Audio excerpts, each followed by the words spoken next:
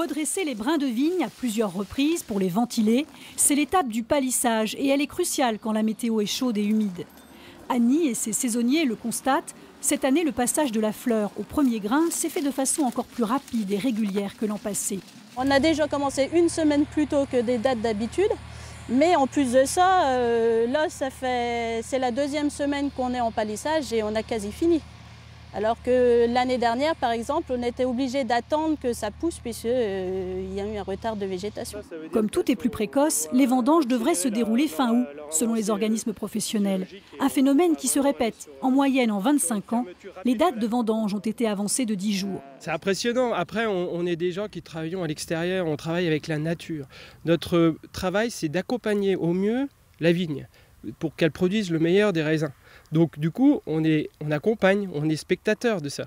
Par contre, derrière, à titre personnel, c'est vrai qu'on dit où ça va s'arrêter. Cette évolution a des conséquences sur l'organisation. Depuis quelques années, Vincent sait qu'il doit anticiper le recrutement, car beaucoup de potentiels vendangeurs, y compris les étudiants, seront encore en vacances aux dates concernées.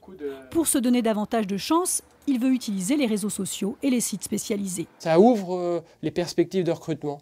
Et du coup, on peut de nouveau avoir des gens, des fois, d'autres pays qui viennent spécialement pour les vendanges, comme à une certaine époque, où des gens venaient un petit peu en routard faire les vendanges, qui démarraient au Beaujolais et qui pouvaient finir en Alsace en passant par la Champagne. Au-delà de leur précocité, les grappes déjà visibles sont prometteuses et si tout se passe bien, le volume à ramasser devrait consoler les vignerons d'avoir à écourter leur congé.